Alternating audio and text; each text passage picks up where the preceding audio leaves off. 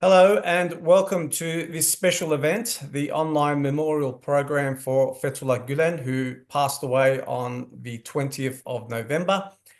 This program is not just a memorial event where we pay tribute, but more having a look at the impact and legacy that Gulen has left behind. And to talk about that, we have some distinguished guests across Australia and New Zealand.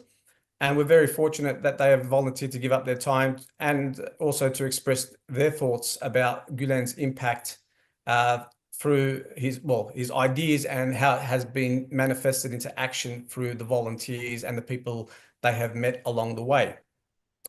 Before we continue, it's customary tradition in Australia to acknowledge the lands that we are standing upon, and I'm standing on the Wurundjeri, I'm on the lands of the Wurundjeri people of the Kulin Nation, and I pay my respects to their elders past, present, and emerging. Without further ado, I think we'll get started with our first guest. We'll bring them online. We're going across the ditch to our friends in New Zealand. And first up, we have a former member of the former minister of the Jacinda Ardern Labor government. And in his political roles, he developed extensive connections across New Zealand's diverse and vibrant multicultural and faith communities, and he works to build social cohesion even today. He now works as a senior official at New Zealand's largest private sector trade union and holds a number of roles in his community of Mount Roskill, and I'm talking about the Honourable Michael Wood. So Michael, I'd like to welcome you. Thanks for joining us tonight. Just wanted to ask you about your thoughts. When did you get introduced? When and how, rather, did you get introduced to Gulen's ideas or the His Movement volunteers? And what struck you about Gulen's thoughts and ideas that impressed you? Well, I distinctly remember the first engagement that I had with members of the His Movement here in New Zealand through the Pearls of Ireland Foundation here. And it was through them reaching out to invite a range of people to iftar dinners that they were running. And these dinners were a way of connecting with people across society, across different faith traditions and perspectives, and engaging in very low-key, very hospitable dialogue and companionship with people. And so that really was my first engagement with the community. And I found something deeply appealing about the fact that the first engagement I was having with the community was through an act of open hospitality. And I really valued that and came to build strong friendships and have great admiration for people in the community here. And that built over time, and I came to see immense value in the way in which the His Movement here in New Zealand, reflecting the teachings of Fethullah Gulen, put such store in the value of, over time and in a very careful, respectful and humble way, developing meaningful dialogue and relationships across communities. And you sort of touched on the next question that I was going to ask you about Gulen's message about being in sustained dialogue and continual engagement. I mean, people talk about us living in challenging times. Some say VUCA times, volatile, uncertain, complex, ambiguous.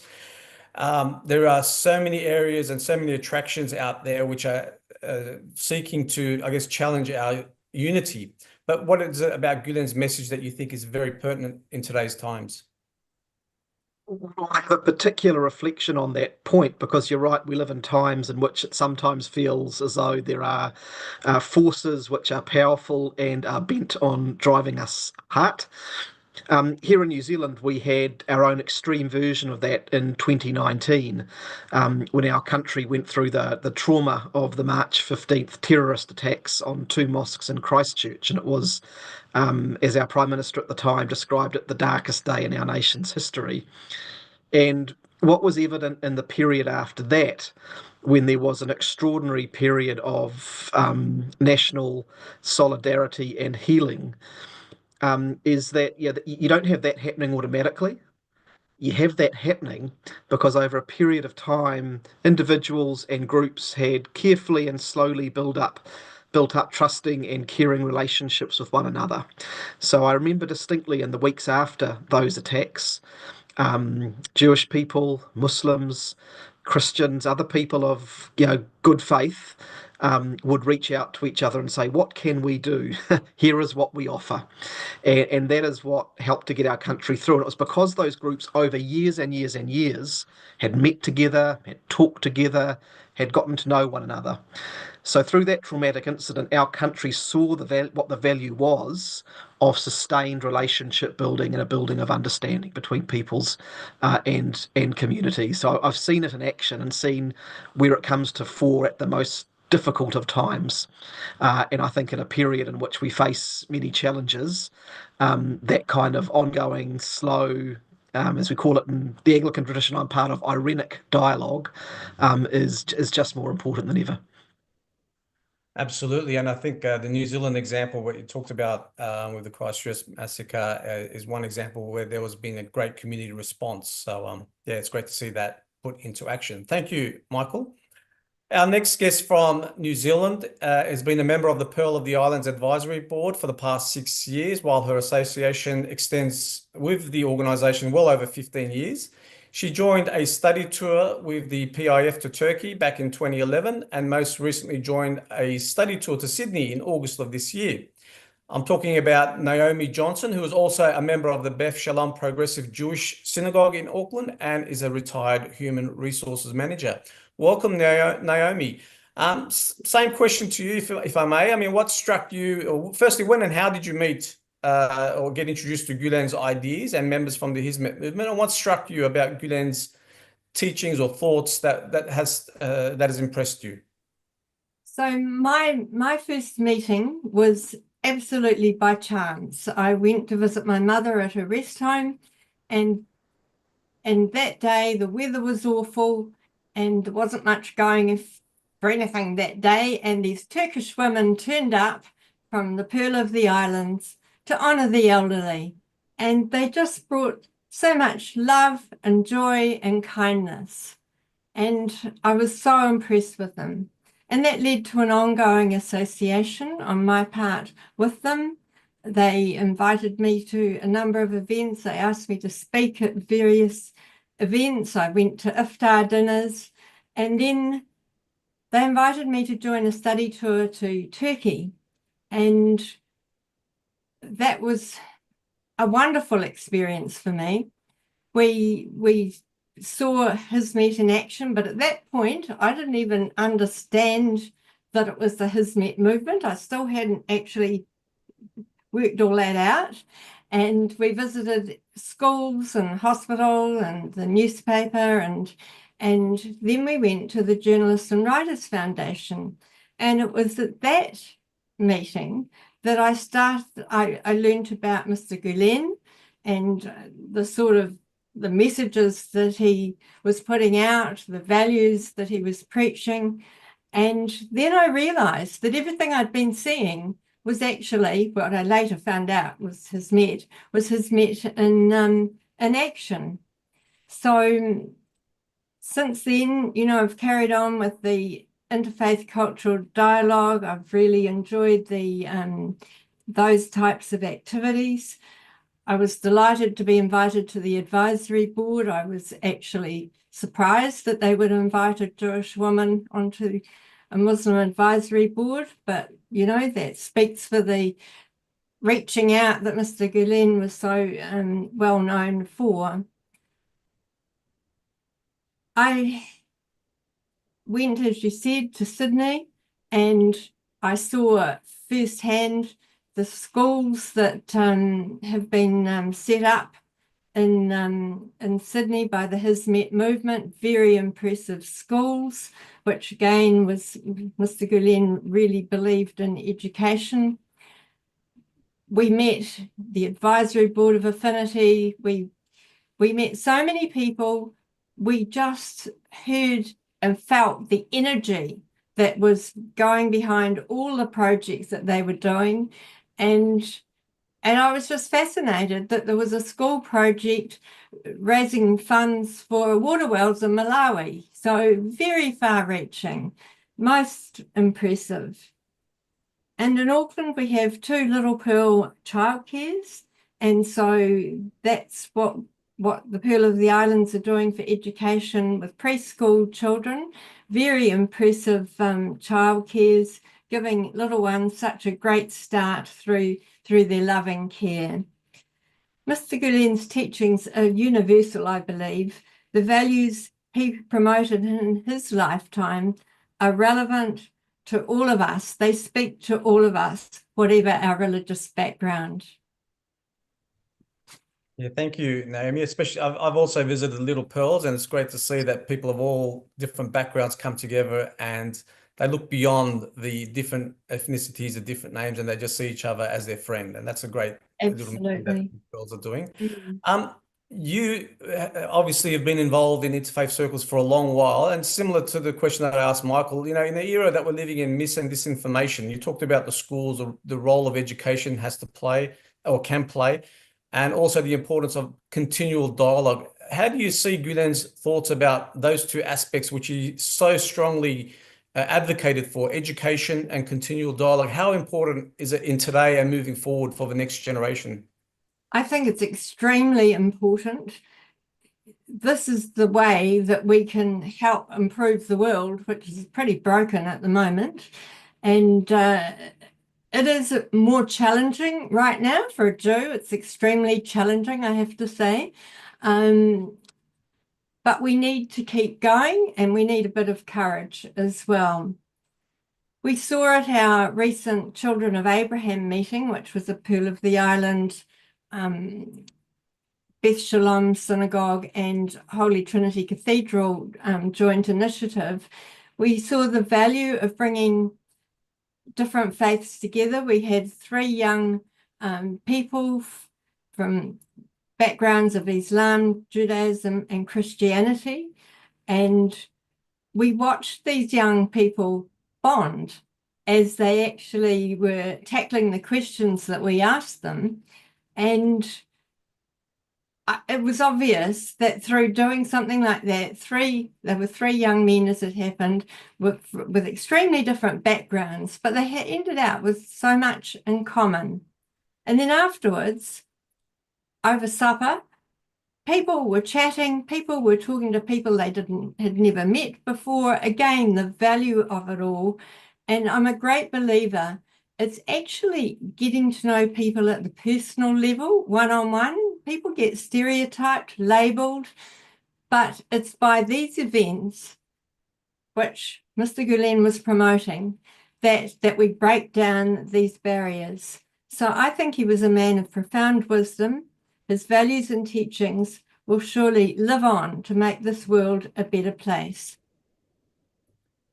Thank you, Naomi. And as usual, New Zealand is punching above its weight and is a great prototype, great examples there of cohesion where the faith communities can play an important role in bridging the gap, and not only bridging the gap, but showing the way how a community or a society can live together with respect and appreciation of the other. So thank you, Naomi. We're now moving across back into Australia, into Adelaide. And with us, we have an experienced educator. He is the chair of the Multicultural Education and Languages Committee, also member of the Education Standards Board and national board member for the international charity, the Order of Malta. He is an international educator and business consultant and employed by Community Language Schools SA as a learning architect. He's consulted and practiced his educational expertise across the globe. And we're very fortunate that we have him here with us. And I'm talking about Mr. Noel Mifsud. Noel, welcome. Thanks for joining us and being here with us. Same question that I'd like to ask you about when and how did you get introduced to Fethullah Gulen's ideas or the Hizmet movement volunteers, and what struck you about Gulen's thoughts that have been expressed in the activities of the people you met? Well, thank you, Ahmed. I had the unique experience of learning about Mr. Gulen and the Hizmet community only just one day before he passed away, so my experience is quite new. And it was during a visit to Amity Schools in Sydney on the 20th of October 2024, and I was accompanied by a South Australian colleague and a friend who gently guided me on the trip. This was the first time I actually had encountered the name and vision of this humble, influential man, and it ignited something really deep inside of me. There's an Aboriginal woman called Miriam Rose Ungamar, and she calls it Dardiri, deep speaking to deep. Something deep inside of me just was stirred. During this visit, I was warmly welcomed by Amity school leaders and the Hismat community, the Sydney Hismat community. And I was blessed and fortunate. I shared meals with family members and with Hismat members. I met community leaders. I visited the Australian Relief Organisation, and I was impressed. In fact, more than impressed, I was profoundly moved and humbled to enter into this story, Mr. Gulen's story, to enter into his life, to enter into this commitment to compassion in education and dialogue, to promote tolerance, intercultural, interfaith understanding. Naomi said it well, it's a broken world, and it's what the world needs now is peace and justice. So I was most impressed. It's an authentic, a compelling vision of peace that we need here and now. And finally, I'm impressed by how this vision is being actioned in the Hismat movement through education, which is my passion, my deep passion, and through global aid, again, another passion of mine, and through interfaith dialogue, three essential areas which we can really create change. Thanks, Noel. That is very important what you just said about education and being a person that's traveled the globe. I forgot to mention that you've traveled to Southeast Asia and Africa, so you would have seen different variations of education models in practice. And coming back to that second question that I asked earlier to our other two guests about this era that we're living in, where social media presents mis and disinformation. We consume media, we consume knowledge selectively at times. But how important is it to have a well-rounded education, which is what Gulen espouses, learning about the sciences as well as the arts, the philosophy, to become a more better and integrated human being who's concerned about the well-being of their environment and as well as themselves and their family. Yeah, thank you. You know, Fethullah Gulen's work is all about respectful dialogue. It's about continual engagement for peace, and it so resonates with my work right across the globe. And you're right, I've travelled every continent. We were talking earlier, even in the South Pole. So I've seen humanity in every corner of the earth, and I work with young hearts and minds, and it's so important. And it was great to see that in visiting the Amity colleges, the schools there. I talked with leaders, I talked with parents, and I really witnessed what I think is the authentication of Fethullah Gulen's global vision for cohesive and resilient education. We need our children to be resilient because the world is in parts broken, but it's also immensely full of hope. So this is an education. We're talking about being grounded in educational excellence, in celebrating diversity. We prepare future leaders. But for me, I think it's also an education which is unapologetic and unambiguous about Fethullah's vision for world peace, for dignity, for equality, and mutual respect, the very aspects of what his life was centered on. I guess he reminds me that we're all educators, whether we're young or old, no matter what work we're engaged in, no matter what faith we believe in, what we look like, we're all educators, and we're all challenged and called to a deeper dialogue, I guess, motivated by love and courage, not fear and anger. There's enough fear and anger in the world as it is. So I was, again, profoundly inspired by my visit to Sydney, and I thank my friend who accompanied me, and he's continuing to help me to learn about Mr. Gulen and the global Hismat movement. It's a journey I've just started, and I've gained valuable insights, but there's still far more for me to explore, to reflect upon, and understand. The educator becomes a learner. So in conclusion, I guess Fethullah Gulen's life mission was to be a humble servant of God and a humble member of humanity. And it's a profound vision.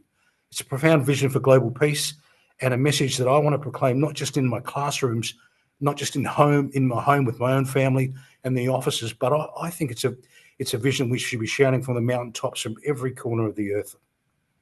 Thank you. Absolutely, Noel. Thank you very much for sharing that. Love and courage. Absolutely, I agree with you. And you're right. Education is a great way to humble yourself as well, because there's so much knowledge out there, and you only know as much as you know, obviously, stating the obvious. But there is always something there for us to learn. And as long as we have that philosophy that we're always a student in life, I'm sure we'll continue to grow in our development. So thank you very much, Noel. Really appreciate that. We're now moving across to Canberra. And with us, we have Bishop George Browning, who was the 9th Anglican Bishop of Canberra and Goulburn. He was awarded a Doctor of Letters for his contribution to education. Next year, Bishop Browning will celebrate 40 years as a bishop and 60 as a priest. His life and ministry has focused on social justice and human rights, and he's a huge advocate for that activity, particularly about human rights. And we're very fortunate to have someone like Bishop George Browning with us. Bishop George Browning, welcome. And if I can also start with you, when and how did you get introduced to Fethullah Gulen's ideas or the Hizmet movement, and what impressed you most about Gulen's thoughts? Thank you very much for having me. I guess I first was introduced, like Michael, through an iftar meal. The centre which I jointly founded with the Governor-General and Dr. Louisa O'Donoghue in Canberra was the host to national iftar meals. And so we had a number of them at our centre, and that's where I met Abdul and Ahmed and Mohammed and all the rest of them. And I think what struck me was at heart, the similarity between Christianity and Islam. We mostly focus on the differences, but the similarities are great, particularly through the word service, which is what Hizmet means. And I'm struck by the fact that Fethullah Gulen understands religion, or Islam in particular, to be known through the way you live your life rather than the things you espouse you believe in. So it's more about a quality of life than a doctrine. And I went with one of the groups, as Naomi did, to Turkey in 2012. I didn't realize then, of course, what was going to happen to the Hizmet movement in Turkey in 2013 and finally in 2016, when they were blamed for something which is not their fault. But I'll probably come back to this in your second question, but I think that Fethullah Gulen has a message to all religion, to all people of faith, not simply to people of the Islamic faith. And the facts of the matter are, this century, which is going to be a turning point really for the planet Earth and for humanity generally, I think it's unknown whether our civilization will last until the end of this century. But if it does, then religion has to be part of the gift of harmony and dialogue and peace and goodwill and sustainability. And if we're not part of that, then we are a major part of the problem. So, and I think that the effort towards interfaith dialogue is a very significant part of that, and it's been part of my journey for a long time. But it's certainly through them I've been able to engage with people of many other faiths.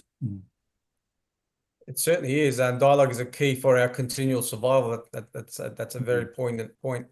I also want to pick up on the second question. I want to sort of change it a little bit in the sense that you're a champion of human rights or social justice. What is it about? And Gulen is also an advocate for human rights and social justice, trying to promote the ideas of equity, respect, and acceptance, value of the person opposite you. There is a saying that Yunus Emre said, "Love the creation," meaning the humans, for the sake of the creator. Yeah. And he sort of used that as a lens to look at everyone in the world. So he loves people for the value that they inherently present themselves, but also because they are a creation, a perfect creation of God in the sense of art form. So from the social justice perspective, how important is it for Gulen's ideas about upholding people's rights and dignity for our continual survival? Yeah, well, absolutely vital. In all of the Abrahamic faiths, we are all Adam from the Adamah, the earth. We are earth creatures. And unless we actually have a relationship with the earth, we really can't live in harmony on this planet. But I wanted particularly to highlight one of his strong feelings, and that was that religion should never be part of a politicization process. And the sad reality at the moment in the world is that religion is politicized. Christianity is deeply politicized in the United States of America. Judaism is in Israel. Islam is in many countries of the world. Hinduism is in India. Buddhism is in Sri Lanka. None of us are immune from this politicization. And yet, Gulen wanted to step back from that. And one of the things that just I find utterly remarkable about the Hisnit movement is it virtually has no structure as we understand it in the West. There's no hierarchy. Gulen did not hold the strings of power anywhere in his movement. And it was a network of people who believed in the vision, a vision for democracy, a vision for liberality, and a vision for humanity engaging at its very best. And I think that Gulen believed that human beings without a spirit of God within them were a diminished form of human being. And I think that's a lesson to all religions. And so I think that I desperately want his legacy to continue. And I think that it has to continue in a change of heart in all religions in the world, not just in Islam, and where we actually see ourselves as agents of service rather than agents of power or agents of institution or agents of whatever else we seem to be think we're involved with, rather than the real matter of serving God and serving the world in which we live. Absolutely. And I think you're right. Unfortunately, religion has been instrumentalized and has been used by many governments around the world. And it's a shame to see that it has been used as currency. But like what you've sort of brought it back to is that we should be seen as agents of service. And that's what Gulen has emphasized throughout his years of teaching and his exemplary life, just encouraging us to be ourselves and be people of service and service to everyone, irrespective of who they are. So thank you very much, Bishop George Browning, for sharing those thoughts. By the way, Ahmet, because I was asked to speak here, I decided I'd write a piece. So I'll write a piece for my own blog, but it'll probably go into John Menadue's blog, Pearls and Irritations, as well, which is titled The Legacy of Fethullah Gulen. I've written it. I'll send it off. Great. Thank you very much for that. Okay, now we're moving across to Sydney. And with us, we have John Cleary, a retired veteran ABC broadcaster, best known for his 20-year association as both producer and presenter of the nationally broadcast weekly 4-hour program Sunday nights on ABC Radio.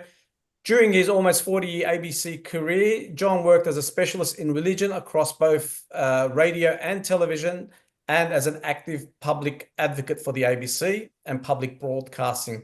And John also has a lifelong association with the Salvation Army, someone who is deeply concerned and is following the developments with faith and society. So I'd like to bring in John Cleary. John, same question to you to kick things off.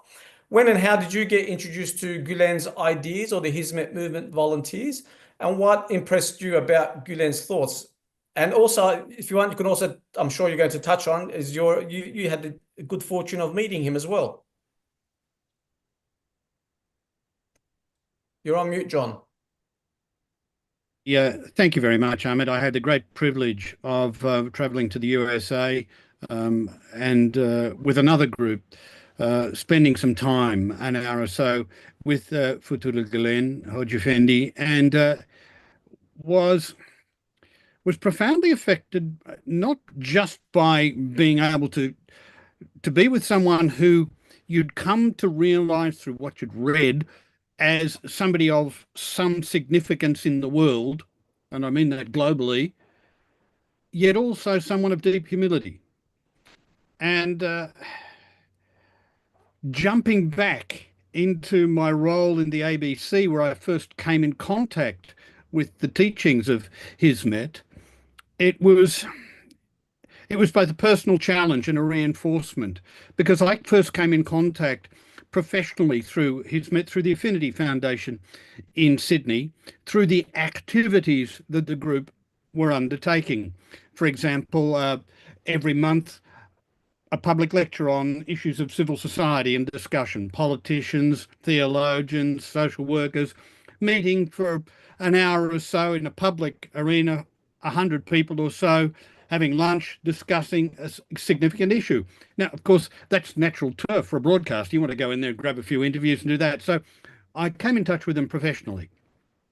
But the values being expressed of concern with civil society as the building of civil society as a central activity of a movement connected profoundly to religion, struck me as something that in my career as a broadcaster, this was exceptional. It was exceptional because here was faith lived out by people who weren't bashing you with a religious drum.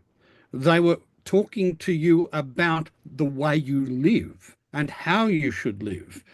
And that was something that for somebody who's mixed in this area for a long time is not unusual, but it is exceptional when you encounter it in a professional capacity. So that was my first impression, and the way the organisation grew with me. Then, of course, having a professional interest in religion, I bothered to read a little bit, certainly reading a couple of biographies of Fethullah Gulen, and also going back to the work of Syed Nursi and others. And you have here somebody you realise is a deeply theological person, yet expresses themselves in ways which are essentially practical. The initiative of the schools, I mean, what was it? Only in 1980, Gulen opened his first school, yet around the world now, there are schools in dozens of countries teaching values that are essential about the nature of civil society. It becomes the way the values are expressed, not the theological principles behind them, that are essential to the movement. And that has been deeply impressive to me over the years as well. Thanks, John. I mean, you've obviously followed the developments of faith and the intermingling or the coalescence with faith and society, rather, throughout your both professional and personal career. Just your thoughts about this concept of unity and continual dialogue and engagement. How important is it in today's times when we've seen what's happening around the world? There is a bit of a shift towards populism. How do we try to distill the noise and seek the truth from all of that? I know it sort of touches a little bit on your media side as well, but the importance of finding the truth and collectively working towards goodness using truth as your guide, if that makes sense as a question. Thanks, Ahmed. I do think it is critical. I think the work of Fethullah Gulen and the movement of Hizmet is perhaps more vitally important now than it at any time in its existence, and it's becoming more important. We're seeing the way religious practice is declining in the world. Religious practice is declining in the world, and in some ways, it's a reflection of some of the things Bishop George said. We're seeing organised religion retreat from civil society into highly personalised, almost fundamentalist. I'm right. You're going to do it my way or else. Yet, foundationally, and this is where I sort of haul out my Salvation Army heritage. I remember the early day Salvationists were characterised by being described as Christians with their sleeves rolled up.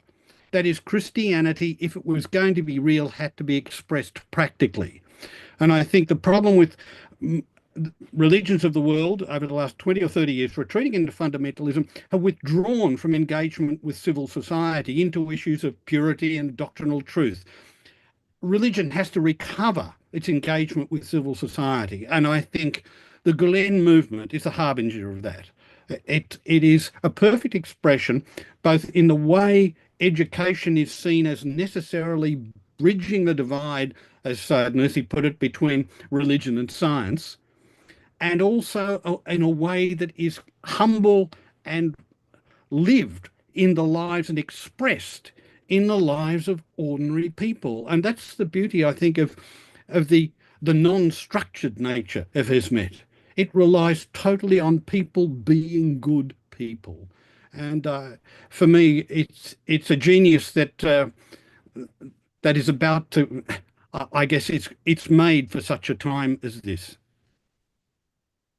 Absolutely. And I think that analogy of what the Salvos were known for, Christians or people of God with their sleeves rolled up, is a good analogy to sort of translate across to people within Hizmet as well, people who are believers, but also are happy to get involved and do the work without recognition as well. And that's one of the good traits that I've noticed amongst many people, not just within the Hizmet movement, but obviously a lot of other people as well. So thanks very much, John. Appreciate that.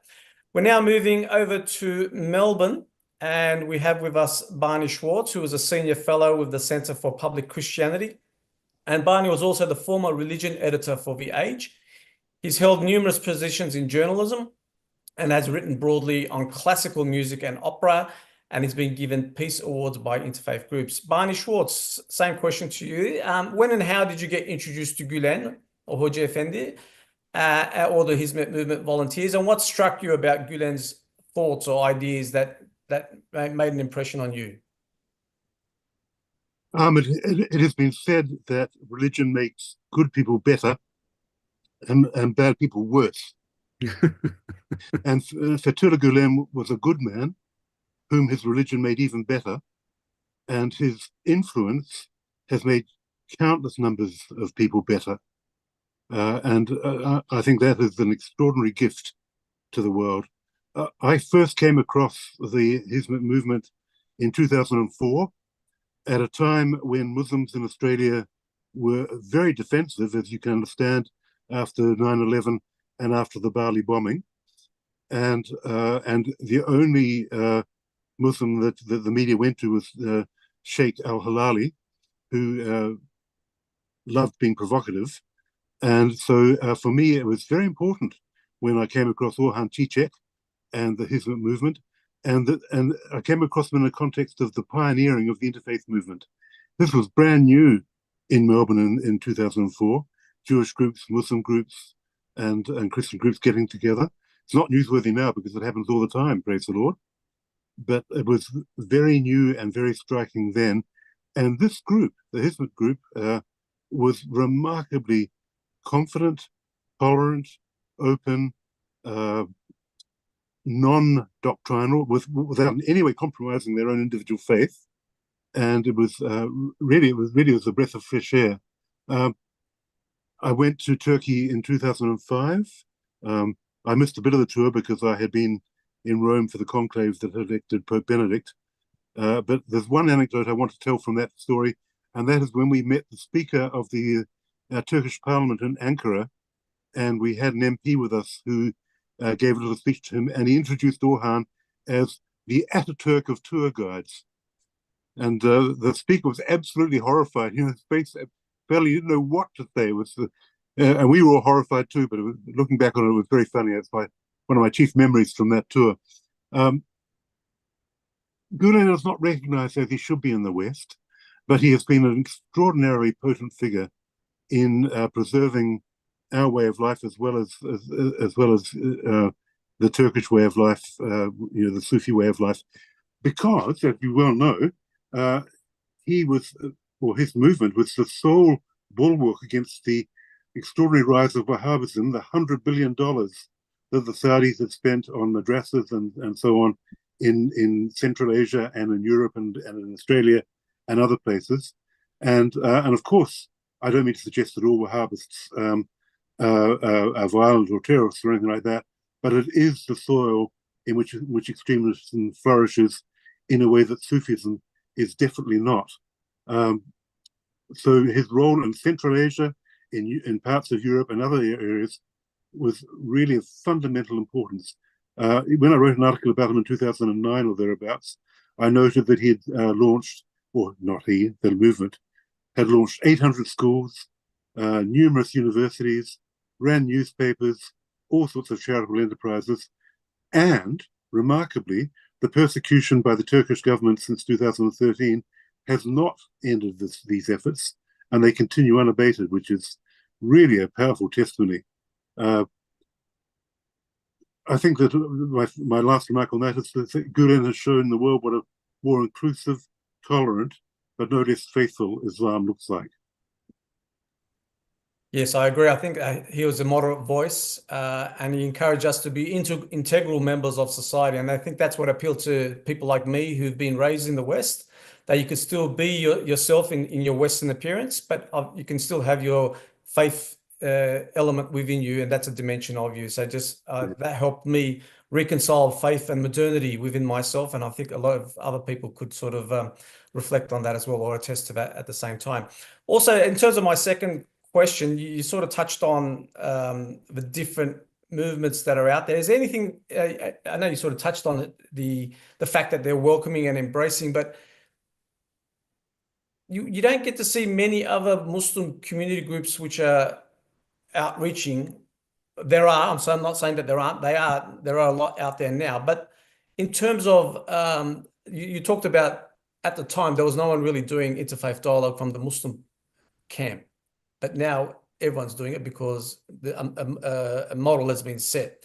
So how important is it for these sort of models to be set for other faith, not only other faiths, but within the Muslim camps, but also other faith traditions to follow, to have that more inclusive society where we're all respectful of the differences that exist? So my question is leading towards, how do we have a cohesive society where difference is a reality, but we have respect for the difference? Well, I'm very gratified that other people who've spoken before me have been positive and optimistic about the future. I have to tell you that I'm in utter despair about this. I think that public political discourse and public discourse has never been more boorish or uncivil in my lifetime. The American election campaign was remarkable for the savagery and viciousness of the criticism by both sides. We just look at the events in the Australian Parliament this week with Senators Payman and Thorpe. These days, it seems that listening and dialogue are perceived as weakness and failure, and I don't really see a way ahead until we collapse, until things get so bad that people actually have a motive to get better. And I don't think we've got there yet. So I hope that Bishop Browning and John Cleary and others are right and that I'm wrong, but the message remains important. The message remains absolutely critical. Is it being heard? Hardly anywhere. Sorry. No, that's fine. I mean, we are living in precarious times, and you've highlighted some key concerns there, and hopefully we'll be able to do a reset well before we hit rock bottom. So yeah, he's hoping, trying to remain optimistic. Thank you very much, Barney, for your contribution. We're now moving back across to Adelaide again. And with us, we have Philippa Rowland, who is the current president of the Multi-Faith Association of South Australia and chair of Religions for Peace Australia. She trained as an agricultural scientist and worked for the Australian government on sustainable farming and national environmental management plans for biodiversity, pesticides, heavy metals, and ozone-depleting substances. Philippa, welcome. Same question to you. When and how did you get introduced to Fethullah Gulen's ideas or the Hizmet movement volunteers, and what struck you about Gulen's message that's remained with you? Well, Shalom Alaikum. I'm very honoured to be invited today to speak in honour of Fethullah Gulen, and also acknowledgement of the passing of a great soul from this earth. So I think that firstly, I've got actually a short statement that was approved by the Executive Committee of Religions for Peace. So I might start there if I could. Our Executive Committee send our sincere condolences to the global Hizmet community. Fethullah Gulen inspired core values that are also central to Religions for Peace Australia: a commitment to peace, non-violence, and humanitarian social responsibility. And in Australia, followers of the Gulen movement have worked actively and positively to support interfaith harmony and the acceptance of religious and cultural diversity across our vast country. We thank them for supporting education that upholds the ideals of human rights, equal opportunity, and peaceful democracy. So I think personally, as president of the Multi-Faith Association, it's really on a more personal note. So I never had the privilege of meeting Fethullah Gulen, yet I hold his memory in great respect because I think he clearly modelled a very ethical, intelligent and caring response to the many challenges in this world. And he's been a positive role model that's inspired many people to continue his legacy in the Gulen movement. And I've met people who are really acting in this world with goodwill, intelligent dialogue, and really positive engagement in local community and world affairs. So I think it's through the living examples that he's left that his memory will probably resonate down into the future. And we found that a lot of those hallmarks of Gulen's teachings resonated with our local Multi-Faith Association of South Australia. So I mean, vitally important seemed Gulen's lifelong dedication to promote and support education, and with a real focus on this deep commitment to both spiritual and scientific literacy. Most people I've met that are involved in the Gulen movement seem to be not just awake and aware, but actively involved in educating themselves and people around them in how to be more intelligent carers for each other and for others in the world. So I've found that has moved me quite deeply over the time. And I mean, specifically in South Australia, we've had the privilege of organising several events in collaboration with the Hismet movement. So they would include celebrations for Noah's Pudding, the International Day of Peace, which we co-host each year, and also the iftar dinner programs. So there's been, I think, a growth in this significant role of shaping our current society by trying to model intercultural understanding and interfaith harmony in kind of these practical ways that bring people together to share food and conversation and dialogue from all points of the compass in Australia. So I guess in that way I feel that the legacy of Fethullah Gulen is actually going to continue through this ripple effect, that his teachings have been lived out through his students, and people have been influenced, who've been inspired, become leaders and guides and change agents in their own right. And I would think that few individuals really have had such an enduring impact in a troubled world. And I really wish, may he rest in peace. Thanks, Philippa. And you've touched on my second question that I was going to ask you. I mean, being the chair of the Religions for Peace Australia, do you think our faith communities will be able to cut through and make a positive impression and impact on the wider society? And you sort of mentioned about us coming together in our different ways, but for a common cause of trying to promote values of mutual respect, understanding, and value the person opposite us, love the creation for the sake of the Creator, as we said earlier, as being the guiding light or the yardstick for us to continue our engagement. So is there anything else you wanted to add on that, or what you said was? Well, I think for me, the Christchurch massacre was mentioned. And I know that in Adelaide, we had people from 10 different faiths gathered in the Catholic Cathedral. And I believe that it's the friendships that are formed that endure and help provide the glue over the long run while we go through turmoil and travail. And I was moved in Adelaide because it was an Australian who committed that atrocity. And then 2 weeks later, you may remember there was a bombing of a Sri Lankan church.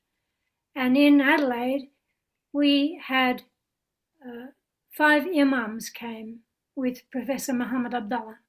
And he's not from the Hismet movement, but he's cut from the same cloth of just a deeply honourable Muslim man. And he stood up on behalf of all of those imams. And he said, "This is not Islam. We are heartbroken this has happened in our name." So I think the work interfaith movements do to build understanding and friendships will be some of the glue and resilience we need as we go through very tumultuous times in the world. Yeah, I have hope. Oh, that's great, because I think what you touched on is very important. We should feel each other's pain and be there in solidarity when the other person is inflicted with some awful tragedy. So thanks for sharing that, Philippa. Really appreciate your contribution tonight as well. And thank you to all our guests. It was a great conversation. It was great to hear the different views. And it was a great tribute to a man who's inspired so many people to, well, the way I say is so many ordinary human beings to do extraordinary things. So from that angle, I'm very fortunate to also have met him and be influenced by him as well, like the many others. And it's great to see that little touch has been able to infuse a notion of service and activism, and may that continue in all of our work. So thank you all. To people watching this as well, hope to see you again on another occasion.